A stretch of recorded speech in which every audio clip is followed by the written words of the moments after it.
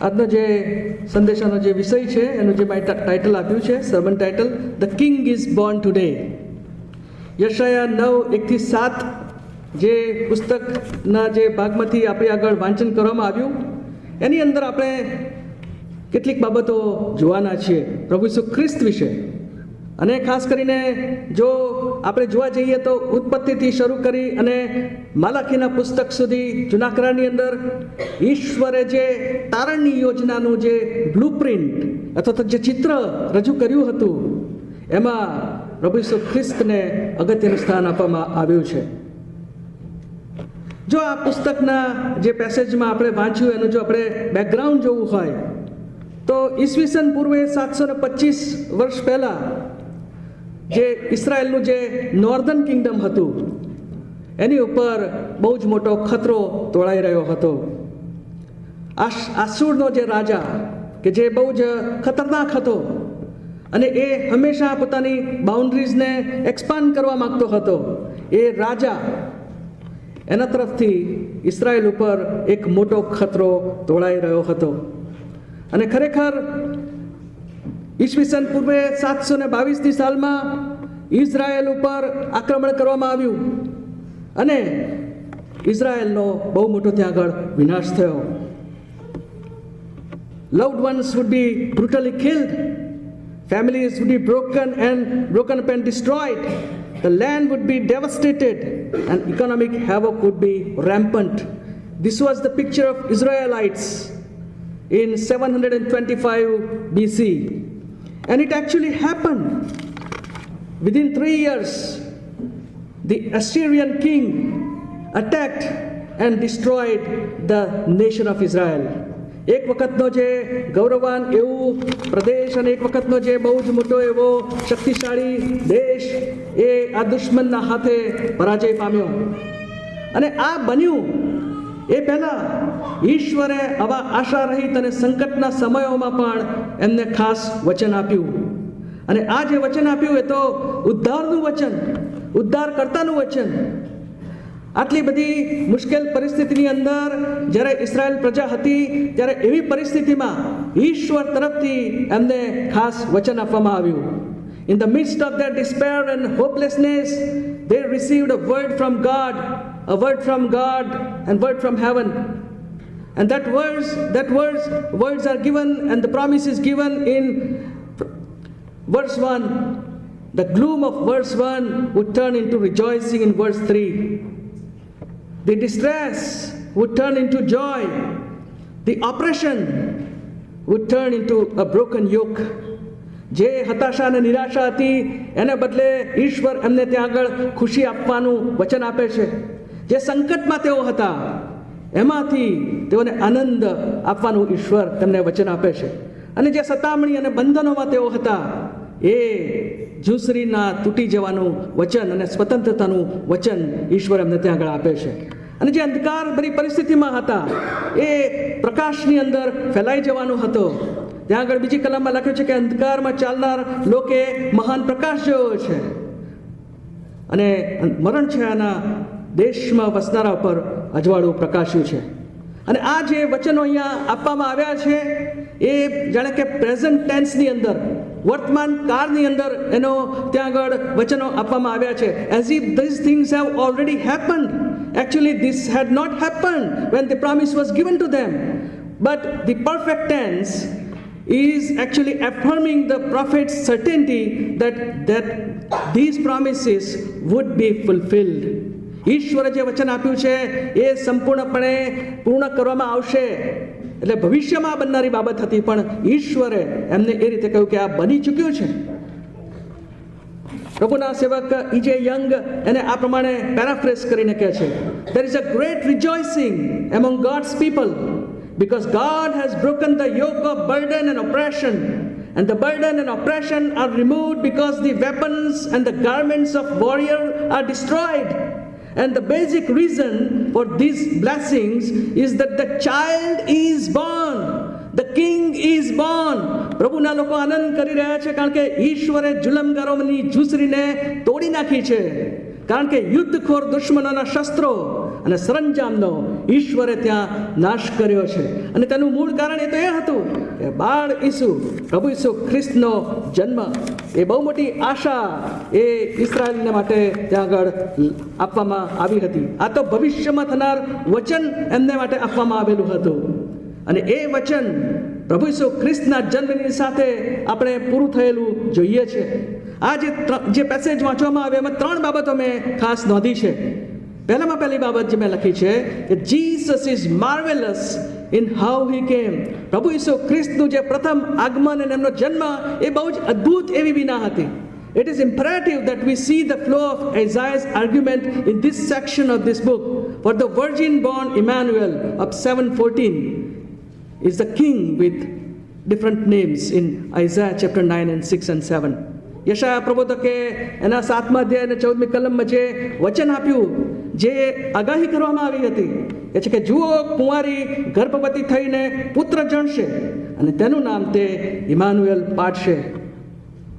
પ્રભુ ઈસુ ખ્રિસ્ત મસીહ ઇમાનુએલ, ઇસરાયેલના છોડાવનાર, એ તો 2000 વર્ષ પૂર્વે એમણે જન્મ લીધો. યશાયા 11 અને 1માં એના માટે ત્યાં લખવામાં આવ્યું છે કે યશાયના ઠૂંઠામાંથી ફણગો ફૂટશે. He is belonging to the lineage of Jesse, David's father, અને તેની જડમાંથી ઉગતી એક ડાળીને ફળ આવશે.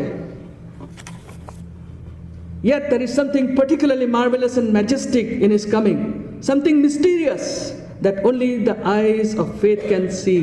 પ્રભુ ઈસુ ખ્રિસ્તનો જન્મ એ એવી અદ્ભુત બાબત છે કે જે વિશ્વાસ દ્વારા જ આપણે એને વિશ્વાસની આંખોથી જોઈ શકીએ છીએ. ઘણી બધી વસ્તુઓ ગૂઢ છે કે જેને આપણે સમજી શકતા નથી. He came in earthly humanity.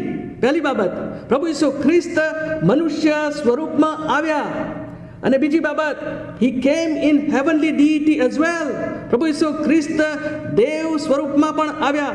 બીજા શબ્દમાં કહે તો પ્રભુ ઈસુ ખ્રિસ્તનો જન્મ એ તો ગોડ મેન, એ તો ઈશ્વર અને મનુષ્ય બંને 100% સાથે હતા. he was 100% God and he was 100% man, and this is something marvelous and mysterious. બીજી બાબત મેં અહીંયા જે લખી છે, Jesus is majestic in who he is. પ્રભુ ઈસુ ખ્રિસ્તનું વ્યક્તિત્વ અને એમનું દેવત્વ એમને ગૌરવ આપે છે, એમને ગૌરવી બનાવે છે. પ્રભુ ઈસુ ખ્રિસ્ત માટે પવિત્ર શાસ્ત્રની અંદર 250 જેટલા નામ આપવામાં આવ્યા છે. પ્રકટીકરણથી શરૂ કરીને ઉત્પત્તિથી શરૂ કરીને પ્રકટીકરણ સુધી. અને આ જે યશાયા 9 અને 6 ની અંદર જે આપણે કોલ ઓફ વર્શિપ તરીકે પણ વાંચ્યું હતું અને વારાફરતીના વાંચનમાં પણ એ આપવામાં આવ્યું હતું, અહીંયા જે નામ આપવામાં આવ્યા છે, કેમ કે આપણે સારું છોકરો અવતર્યો છે, આપણને પુત્ર આપવામાં આવ્યો છે, તેની કાંધ ઉપર રાજ્યાધિકાર રહેશે અને તેને અદ્ભુત મંત્રી, પરાક્રમી દેવ, સનાતન પિતા અને શાંતિનો સરદાર એ નામ આપવામાં આવશે. અહીંયા જે નામ આપવામાં આવ્યા છે એ નામો બહુ જ યુનિક એવા નામો છે. બીજી કોઈ જગ્યાએ પવિત્ર શાસ્ત્રમાં પ્રભુ ઈસુ ખ્રિસ્તને માટે અહીં જે 4 નામો વાપરવામાં આવ્યા છે એ એટલા બધા પ્રફાઉન્ડ અને ગૂઢ અને ડીપ મિનિંગવાળા નામો બીજી કોઈ જગ્યાએ આપણને જોવા મળતા નથી. અને આ જે નામ આપવામાં આવ્યા છે એમાં પ્રભુ ઈસુ પોતે કોણ છે અને પ્રભુ ઈસુ શું કરવાના છે, who he is and what he is going to accomplish, what he is going to do, એ જે બાબત છે એ આપણને આ યશાયાના પ્રબોધકના 9મા અધ્યાયની 7મી કલમમાંથી આપણને એ જોવા મળે છે. મેં આગળ નોંધ્યું છે કે જે નામ આપવામાં આવ્યા છે એમાં 2 પાસા રહેલા છે. The names of Jesus Christ, the 4 names given in Isaiah 9 and 6 and 7, 9:6 rather, એમાં આપણે 2 બાબત જોઈએ છે. What we see here is there is a part of God, a part which is divine, we will call it as deity, and there is another part which is called humanity. If you look at this table, it really speaks about that thing. Wonderful Counselor, the first name, એમાં જે wonderful, જે અદ્ભુત મંત્રી, અદ્ભુત એ ઈશ્વરીય પાસું દર્શાવે છે. મંત્રી અથવા કાઉન્સેલર, સામાન્ય રીતે જૂના કરારની અંદર જે મંત્રીઓ હતા એ રાજા અથવા તો અધિકારીઓ હતા કે જે લોકોને સલાહ આપવાનું કામ કરતા હતા. અહીં આગળ આપણે એમનું જે માનવીય પાસું છે એ આ નામની અંદર જોઈએ છે. Mighty God. God, of course, it is related with deity. Mighty, પરાક્રમી, એ તો પેલા યુદ્ધમાં વિજય પામેલા રાજાનું ચિત્ર છે. તે જમાનાની અંદર જ્યારે યુદ્ધમાં વિજય પ્રાપ્ત કરીને રાજા પાછો આવે ત્યારે આપણે જોઈએ છીએ જૂના કરારની અંદર કે એક બહુ મોટો ઉત્સવ બની જાય, પ્રજા એની આસપાસ ચાલે, મોટું સરઘસ કાઢવામાં આવે અને પેલો જે રાજા જે વિજય બનીને આવ્યો હોય એના માટે ત્યાં આગળ લોકો ગીતો ગાય અને મોટું સેલિબ્રેશન ત્યાં આગળ કરવામાં આવતું હતું. અને આપણો જે પ્રભુ ઈસુ ખ્રિસ્ત જેને પરાક્રમી દેવ નામ આપવામાં આવ્યું છે, આપણે આગળ જોઈશું, એ પરાક્રમી શૂરવીર એવા રાજાઓના રાજાને એ લાગુ પડે છે. એવરલાસ્ટિંગ ફાધર, એમાં એવરલાસ્ટિંગ અથવા તો જે સનાતન છે એ ઈશ્વરત્વ પ્રગટ કરે છે, અને ફાધર એ માનવીય સ્વરૂપ. આપણે પિતા તરીકે પિતાને જ્યારે આપણે જોઈએ છીએ આપણા દૈહિક પિતાઓને, ત્યારે આપણે સમજી શકીએ છીએ કે પિતાનું જે ચિત્ર છે એ શું છે. અને પછી છેલ્લું નામ પ્રિન્સ ઓફ પીસ, શાંતિનો સરદાર. જે પીસ જે છે, શાંતિ છે, એ તો ઈશ્વરની સાથે સંકળાયેલી છે. મનુષ્ય તરીકે આપણે શાંતિ અનુભવી શકતા નથી. પાપને કારણે મનુષ્યના જીવનમાંથી એ શાંતિ ચાલી ગઈ છે, પરંતુ કેવળ પ્રભુ ઈસુ ખ્રિસ્ત જ આપણને શાંતિ આપી શકે છે. એ શાંતિના સરદાર છે. He is prince. The prince also રિફ્લેક્ટ્સ his humanity. Coupled with the child born and the son given, the result is nothing less than a God-man, Emmanuel, God with us. અને અહીં આગળ આપણે જોઈએ છીએ કે જે બે શબ્દો વાપરવામાં આવે છે એમાં ફરક છે. ત્યાં લખ્યું છે કે આપણે સારું છોકરો અવતર્યો છે, પણ ત્યાં એવું નથી લખ્યું કે આપણે સારું પુત્ર અવતર્યો છે. ત્યાં લખવામાં આવ્યું છે કે આપણને પુત્ર આપવામાં આવ્યો છે. There is a difference between that. For unto us a child is born, but unto us a son is given. બીજા શબ્દોમાં જે બાળકના રૂપમાં પ્રભુ ઈસુ ખ્રિસ્તનો જે જન્મ થયો એ તો ઈશ્વર પોતે મનુષ્ય સ્વરૂપ ધારણ કરીને આવ્યા.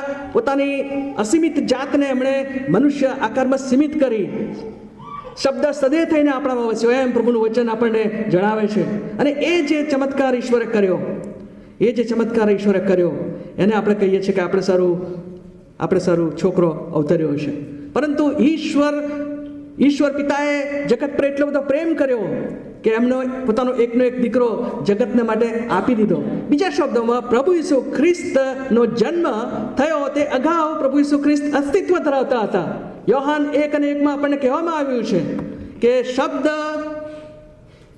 દેવની સંગાતે હતો, આરંભમાં શબ્દ હતો, શબ્દ દેવની સંગાતે હતો, અને ત્યાં પછી લખવામાં આવ્યું છે કે શબ્દ દેવ હતો. આ જે શબ્દ વાપરવામાં આવ્યો છે તો પ્રભુ ઈસુ ખ્રિસ્ત માટે ત્યાં આગળ કહેવામાં આવ્યું છે. બીજા શબ્દમાં પ્રભુ ઈસુ ખ્રિસ્ત એ જન્મ પામ્યા પૃથ્વી ઉપર એ અગાઉથી સનાતન કાળથી એ અસ્તિત્વ ધરાવતા હતા, પરંતુ ઇતિહાસના એ તબક્કે 2000 વર્ષ પૂર્વે જ્યારે એમણે મનુષ્ય દેહ ધારણ કર્યો ત્યારે ત્યાં લખવામાં આવ્યું છે કે આપણને પુત્ર આપવામાં આવ્યો છે. God has given his son to us. અને એ આપણા માટે બહુ જ આનંદની વાત છે, અને એટલા માટે આજે આપણે આનંદ કરીએ છીએ. અને જે નામો આપવામાં આવ્યા છે કેવી રીતે એમના કામને બતાવે છે. The first thing that I have written down here is that he is a wise counselor who guides us. 1 કોરિન્થી 1:24 લખવામાં આવ્યું છે કે પ્રભુ ઈસુ ખ્રિસ્ત આપણે માટે દેવનું જ્ઞાન થયા છે. He has become wisdom for us. He is our wisdom, and so he wisely counsels and guides us. What happened when Adam and Eve sinned in the Garden of Eden many years ago? Actually, they were also counseled by one person, and that counsel was none other than devil, Satan. એમણે આપણા આદિ માતા પિતાને ગેરમાર્ગે દોર્યા. અને અહીં આગળ આપણે બીજા આદમને જોઈએ છીએ, પ્રભુ ઈસુ ખ્રિસ્તને આપણે જોઈએ છીએ કે જે આપણને સત્યમાં દોરી જાય છે. He leads us to truth. He is our wise counselor. When we need guidance, we can look unto the Lord Jesus Christ. When we are making decisions, when we need somebody to guide us, He is the best source of guidance and best source of knowledge for us, because He has become wisdom and knowledge for us. બીજી બાબત અહીંયા મેં લખ્યું છે કે he is a worthy defender who shelters us from our enemy, the warrior God, the captain of our salvation according to Hebrews 2:10. would take the field at Calvary, engage the titan forces of sin and Satan, death, hell, and the grave. And when the dust of the battle had settled, an empty tomb stands as an eternal monument to the victory of El Gibor. અહીંયા જે હિબ્રુ ભાષાની અંદર જે આ શબ્દ વાપરવામાં આવે છે પરાક્રમી દેવ, એ તો L ગિબોર, ELGIBBOR, the mighty God, the mighty warrior. As I said, the mighty warrior who has won the battle against the enemy on the cross, on the grave, and right now he is winning battle for us against our enemy, the devil. અહીંયા લખવામાં આવ્યું છે કે ઇસ્રાયેલ પ્રજાને માટે આ યહોવાએ પોતાને ત્યાં આગળ એક રાજા તરીકે મૂક્યા. એટલું જ નહીં, પરંતુ આ એવા રાજા હતા કે જે પોતાની પ્રજાને માટે લડતા હતા. He was fighting for his own people. He was standing with them in the fight against the enemy, against the oppressors. And he is doing the same thing today for us. તમારા ને મારા માટે એ L ગિબોર છે, એ તમારા ને મારા માટે એ પરાક્રમી દેવ છે. અને એટલા માટે શૈતાનની અને અંધકારની પરિસ્થિતિઓ અને પરિબળોની સામે તમે ને હું હારી જતા નથી. We are the victors because God in Jesus Christ, he has defeated the enemy already, and we have been given that same power and strength to battle against the enemy. You are not alone in the battle against the powers of darkness, but God is with us. Jesus Christ is our El Gibor. He is mighty King who is fighting for us against the battle of powers of darkness. ત્રીજી બાબત મેં લખ્યું છે કે he is a watchful and loving father who showers us with compassion. He is the child who is also a father. એના માટે લખવામાં આવ્યું છે કે સનાતન પિતા, એવો શબ્દ વાપરવામાં આવ્યો છે. બીજા શબ્દમાં એ અનંતકાળથી એ આપણે માટે પિતા સમાન રહ્યા છે. He is always available as father. And this is something very important. He acts towards us as father, a good father, a perfect father. He is always there, never too busy, never preoccupied or disinterested in the affairs of our lives. He is always there. He is like our father. He is provider, he is protector, and he will be provider and protector forever. પ્રભુ ઈસુ ખ્રિસ્ત આપણે માટે પિતા સમાન આપણી સાથે એ વ્યવહાર કરે છે. એ આપણી સર્વ જરૂરિયાતો પૂરી પાડે છે. એ આપણને સર્વ સારા બનાવતી આશીર્વાદિત કરે છે. એમની રક્ષણ અને એમની કૃપા એક પરફેક્ટ ફાધરની માફક આપણી સાથે હંમેશા રહે છે. કેટલી બધી વખતે આપણે એવું વિચારીએ છીએ કે આ બેટલની અંદર હું એકલો છું. There is nobody standing with me. But we have a father here who was also a son, Jesus Christ, who is there to empathize and sympathize with us and stand with us. એવા પિતા કે જે આપણી નિર્બળતાઓમાં આપણી પડખે આવીને ઊભા રહે છે. એવા પિતા કે જે આપણને હંમેશા ઉત્તેજન આપે છે. એ હંમેશા અવેલેબલ છે આપણા માટે. કોઈ પરિસ્થિતિ એવી નથી કે જે પ્રભુ ઈસુ ખ્રિસ્ત આપણને એમાં મદદરૂપ ના થઈ શકે. કદાચ અર્થલી ફાધર્સ તરીકે તમે ને હું નિષ્ફળ ગયા હોઈ શકીએ છીએ, પરંતુ અહીં આગળ જે સનાતન પિતા આપણી સાથે રહેશે એ સંપૂર્ણ છે. He is perfect. હિબ્રીઓના પત્ર અને તેનો 4થો અધ્યાય અને તેની 15મી કલમમાં આ પ્રમાણે કહ્યું છે, કેમ કે આપણી નિર્બળતા પર જેને દયા આવી શકે એવું નહીં, પણ સર્વ વાતે જે આપણી પેઠે પરીક્ષણ પામેલો છતાં નિષ્પાપ રહ્યો એવો પ્રમુખ યાજક છે. એ માટે દયા પામવાને તથા અગત્યના પ્રસંગને સહાયને સારું કૃપા પ્રાપ્ત કરવાને આપણે હિંમતથી કૃપાસનની પાસે આવ્યા. શબ્દ સદે થઈને આપણામાં વસ્યો. શા માટે પ્રભુ ઈસુ ખ્રિસ્તે મનુષ્ય દેહ ધારણ કર્યો? શા માટે શબ્દ સદે થયા? He wanted to experience the same things that you and I are going through. He wanted to know exactly how it feels for you and me when we are in trouble, when we are betrayed, when we are not trusted, when we are criticized, when we are despised by people, when we are not loved by other people. He has gone through everything when he was in this earth. એ જ્યારે આ જગતની અંદર હતા ત્યારે એમણે આ બધું જ સહન કર્યું છે જે તમે ને હું અત્યારે આપણી દુનિયામાં સહન કરીએ છીએ. He is a perfect father who is there with us, who is never too busy to listen to us, but is always there. અને ત્રીજી બાબત મેં અહીંયા લખ્યું છે કે he is a wonderful comforter. Counsellor શબ્દ વાપર્યો છે, અદ્ભુત મંત્રી. અને આપણે બીજા શબ્દમાં કહીએ દિલાસો આપનાર, comforter. Who soothes my conscience. એ આપણા આત્માને એ દિલાસો આપે છે. He is the prince of piece. અહીંયા લખવામાં આવ્યું છે કે શાંતિના સરદાર છે. He is the one who see that the warrior's boot and the garments in verse 5 will be used for burning and as fuel for the fire. He is the greater Gideon of Judges 7, who, as in the day of Midian, will put an end to the forces of evil who oppose the people of God. પેલી આપણે ગિડિયનની વાર્તા યાદ કરીએ ન્યાયાધીશના પુસ્તકની અંદર. ત્યાં આગળ એ બહુ જ ગભરાયેલો એવો એ વ્યક્તિ, સામાન્ય એક જુવાન વ્યક્તિ, એને પ્રભુએ કહ્યું કે માઇટી વોરિયર, હે શૂરવીર, હું તારી સાથે છું, તું આ મિદ્યાનીઓથી મારા લોકને તું છોડાવીશ. અને ત્યાં આગળ એણે 300 વ્યક્તિઓની મદદથી એણે ત્યાં આગળ સફાયો કરી નાખ્યો. આપણો પ્રભુ ઈસુ ખ્રિસ્ત એ પણ આ રીતે શાંતિનો સરદાર છે.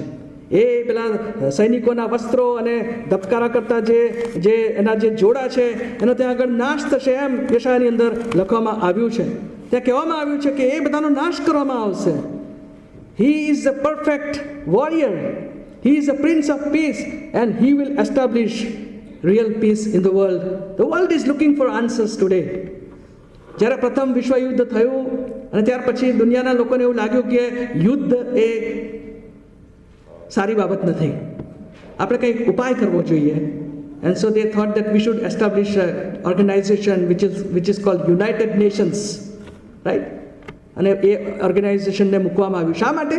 માણસ શાંતિની ઝંખના કરતો હતો, ઝઘડાઓ કર્યા, યુદ્ધો કર્યા, બધું કર્યું, વિનાશ જોયો, પછી થયું કે શાંતિ જોઈએ.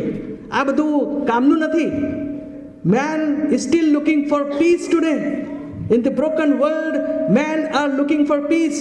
We also want a peace in the nation. We also want peace in the world. What is the answer? How can we find the peace? United Nations was established already, but United Nations could never prevent World War II. Man makes effort to establish peace, but those efforts are feeble. Those efforts are not going to bring real fruits because only God can establish that perfect peace. અને એક દિવસ એવો આવશે, આપણો રાજાઓનો રાજા અને પ્રભુઓનો પ્રભુ એ પાછો આવનાર છે. અને અહીંયા લખવામાં આવ્યું છે પ્રમાણે એ પોતાનું રાજ્ય સ્થાપિત કરનાર છે. He is going to establish his kingdom, and in his kingdom there won't be war. There won't be problems. There won't be cries of people. There won't be oppression. There won't be injustice. There will be peace. There will be perfect peace in his kingdom. And he is going to establish that thing. Only when Jesus Christ will return and establish his kingdom, there will be peace in this world. Apart from Jesus, there cannot be any real peace because he is the Prince of Peace. Romans 5:1 tells us that he gives peace with God. એ ઈશ્વરની સાથે આપણને સમાધાનમાં લાવીને આપણને એ સ્થાપિત કરે છે એના બાળકો તરીકે. અને ફિલિપી 4:7 લખવામાં આવ્યું છે કે દેવની શાંતિ જે સર્વ સમજશક્તિની બહાર છે એ ખ્રિસ્ત ઈસુમાં તમારા હૃદયોની તથા મનોની સંભાળ રાખશે. In Philippians 4:7 we talk about another kind of peace. It is the peace of God which transcends all understanding. આપણે સમજી શકીએ નહીં એવી એ શાંતિ આપણને એ આપે છે. એવી એ શાંતિ આપે છે કે જ્યારે જીવનમાં ઝંઝાવાતનો સામનો કરતા હોઈએ ત્યારે પણ એની શાંતિનો અનુભવ કરી શકીએ છીએ, ત્યારે પણ આપણે સ્વસ્થ રહી શકીએ છીએ. યાદ કરીએ એ દિવસને જ્યારે બોટની અંદર પ્રભુ ઈસુ ખ્રિસ્ત સાથે શિષ્યો જઈ રહ્યા હતા, મોટું તોફાન થયું. પ્રભુ ઈસુ ખ્રિસ્ત ક્યાં હતા? Where was he? He was sleeping somewhere in the boat peacefully. એ શાંતિથી સૂઈ ગયા હતા. હોડી આમ તેમ હલક ડોલક થતી હશે, પવનના સુસવાટા, મોજાઓ બધું જ થઈ રહેલું. શિષ્યો ટેન્શનમાં આવી ગયા કે ખલાસ આજે આપણે નાશ પામવાના. અને એમણે જઈને પ્રભુ ઈસુ ખ્રિસ્તને ઊંઘમાં, જે બહુ જ ભર ઊંઘમાં હતા, એમને ઝંઝોળ્યા અને કહ્યું, પ્રભુ શું તને ચિંતા નથી કે અમે નાશ પામી રહ્યા છે? He was sleeping in peace among all that turmoil which was going around him. અને આપણો પ્રભુ એ શાંતિનો સરદાર છે. એ આપણને શાંતિ આપે છે, એવી શાંતિ કે જે સર્વ સમજશક્તિની બહાર છે. એના બીજા પણ કેટલાક નામો લુકની સુવાર્તાના પહેલા અધ્યાયમાં જ્યારે આપણે આવીએ છીએ ત્યારે 31, 32 અને 35મી કલમમાં ત્યાં આપવામાં આવ્યા છે. લુકની સુવાર્તા તેનો પહેલો અધ્યાય અને તેની 31, 32 ને 35 કલમ. પ્રભુ ઈસુ ખ્રિસ્તના જન્મ પહેલા ગાબ્રિયલ દૂત માતા મરિયમની પાસે આવ્યો અને ત્યાં આગળ એને એ સમાચાર આપવામાં આવ્યા અને એને કહેવામાં આવ્યું કે એના નામ, જે બાળક જેને તું જન્મ આપીશ એનું નામ ઈસુ પાડશે. ઈસુ, જીસસ, કે જે પોતાના લોકોને પાપથી છોડાવનાર છે. ત્યાર પછી એને બીજું નામ આપવામાં આવ્યું સન ઓફ મેન. અને પછી 32મી કલમમાં કહ્યું છે કે તેના દેવ તેને પ્રભુ, તેના પિતા દાઉદનું રાજ્યસન આપશે. Son of David, son of God the father. અને 33મી કલમ, 35મી કલમમાં કહ્યું છે કે પવિત્ર આત્મા તારા પર આવશે અને પરાત્પરનું પરાક્રમ તારા પર આચ્છાદન કરશે, માટે જે તારાથી જન્મશે તે પવિત્ર દેવનો દીકરો કહેવાશે. જેવું કેટલા બધા નામો આપ્યા છે આપણા પ્રભુ ઈસુ ખ્રિસ્તને. અને માથી 1:23માં જ્યારે યુસફને દૂતે દર્શન આપ્યું ત્યારે એને જે કહેવામાં આવ્યું એ તો એ જ કે તું તેનું નામ ઇમાનુએલ પાડશે. ઇમાનુએલ શબ્દનો અર્થ થાય છે દેવ આપણી સાથે. God is with us. The names of Jesus have significant importance during this Christmas season, and it is very important that we worship such a Savior who came 2000 years ago. ત્રીજો જે અગત્યનો જે મુદ્દો અહીંયા આગળ નોંધ્યો છે, Jesus is mighty in what he will do in future. યશાયા 9 અને 6 ની 7મી કલમમાં જ્યારે પાછા આવીએ ત્યાં આ પ્રમાણે લખવામાં આવ્યું છે, દાઉદના રાજ્યસન પર ને તેના રાજ્ય ઉપર તેને ઇન્સાફ તથા ન્યાયીપણાથી તે સમયથી તે સર્વકાળ સુધી સ્થાપવા તથા દ્રઢ કરવા સારું તેની સત્તાની વૃદ્ધિનો તથા શાંતિનો પાર રહેશે નહીં. સૈન્યોના દેવ યહોવાની ઉત્કંઠાથી આ થશે. This is something that we are going to have it in future. પ્રભુ ઈસુ ખ્રિસ્ત જે એક વખતે આવી ચૂક્યા છે જગતની અંદર તારનાર તરીકે, પ્રભુ તરીકે, અને હવે એ ફરી પાછા આવવાના છે. એ રાજા તરીકે, એ ન્યાયાધીશ તરીકે એ પાછા આવવાના છે અને એમનું ત્યાં કિંગડમ અને એમનું રાજ્ય એ એસ્ટાબ્લિશ કરવાના છે. પહેલી બાબત કે લખ્યું છે કે હી વિલ રૂલ કમ્પ્લીટલી. એમનું રાજ્ય એ સાર્વત્રિક, સનાતન અને બેજોડ હશે. His rule will be universal, unending and unparalleled. The government will be upon his shoulder and no other. He is going to be the ultimate king. Nobody is going to even advise him what to do because he will be seated on the throne and he will rule the whole world. He will rule eternally. 7મી કલમમાં લખ્યું છે કે તેના રાજ્યાસનની કોઈ અંત આવશે નહીં, સર્વકાળ સુધી સ્થાપવામાં આવશે. એમનું રાજ્ય એ સનાતન રાજ્ય અને સાર્વકાલિક રાજ્ય હશે. કોઈ જાતનો એની ઉપર કદી ક્યારે પણ અંત આવશે નહીં. It will begin definitely, but it will never end. And third thing that I have noted here is that he will rule powerfully. તેઓ પરાક્રમ સહિત અને અધિકાર સહિત એ રાજ્ય કરશે. કેમ?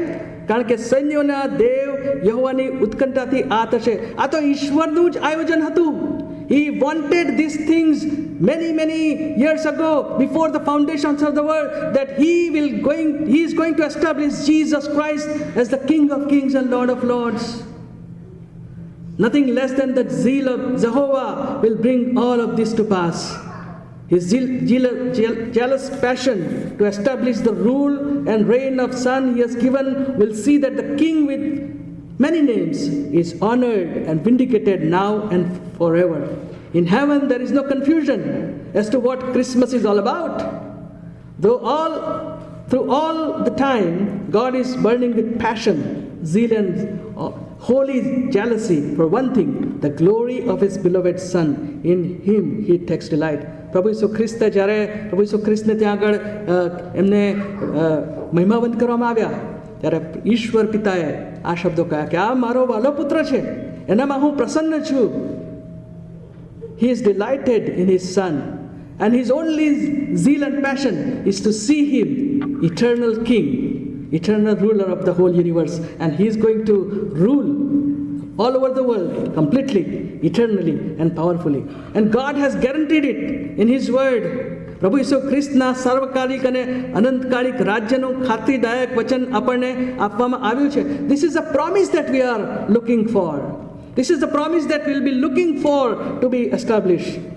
Let me conclude with these words. A gift will tell you something about the gift giver. પ્રભુ ઈસુ ખ્રિસ્તને આપણા માટે આપવામાં આવ્યા ઈશ્વર પિતા દ્વારા 2000 વર્ષ પૂર્વે. અને એ જે ગિફ્ટ છે એના પરથી આપણને ખબર પડે છે કે એ ગિફ્ટના આપનાર, ભેટ આપનાર એ કેવા છે, એ પ્રેમાળ છે. ઈશ્વરની એ સનાતન યોજના છે કે પ્રભુ ઈસુ ખ્રિસ્તને એ આ જગતની અંદર સદાકાળને માટે રાજા તરીકે સ્થાપિત કરશે. પ્રભુ ઈસુ ખ્રિસ્ત રૂપી ભેટ આપણને જે આપવામાં આવી છે સર્વશ્રેષ્ઠ છે, એ નમ્ર એવી ભેટ છે. But it also shows us how much He loves us, how much God loves the world, that He gave His only begotten Son. Criswell wonderfully has said this: the shoulders that bear the government of the universe are the shoulders that bore the cross of Calvary. જે કાંધ ઉપર સદાકાળને માટે રાજ્યાધિકાર મૂકવામાં આવશે, તે જ કાંધ ઉપર પ્રભુ ઈસુ ખ્રિસ્તે વધસ્તંભને ગ્રહણ કર્યો, વધસ્તંભને કેરી કર્યો હમણાં આપણે માટે. અને કોઈ પણ નાતાલનો સંદેશો એ વધસ્તંભ વગર અધૂરો રહે છે. There is no other message that Christmas talks aloud. It is the message of His love, the love of God and the love of Jesus Christ in dying for us on the cross. ઈશ્વરે આપણે માટે આટલું બધું કર્યું. પ્રભુ ઈસુ ખ્રિસ્તે એમનું પોતાનું જીવન વધસ્તંભ ઉપર તમારા અને મારા પાપોને માટે આપી દીધું. Have you really known Him? Have you responded to this divine love that Jesus Christ has shown to us on the cross? What is your response today as we celebrate His birth? Are we anticipating His return? Are we really prepared to see that when He comes, we are also part of this kingdom? Do you want to be the part of that kingdom when He comes and rules over the world? That is very easy. Trust Lord Jesus Christ as your Savior and your Lord, and ask for forgiveness of your sins, and God will make you His child, and He will make you a part of God's kingdom. અને આ જ છે નાતાલનો સંદેશો. પ્રભુ ઈસુ ખ્રિસ્તને અંગત રીતે ઓળખીએ, એમને આપણું જીવન સોંપી દઈએ. એમણે જે આપણા માટે વધસ્તંભ પર કર્યું, એના વગર નાતાલનો સાચો અર્થ આપણે જાણી શકતા નથી.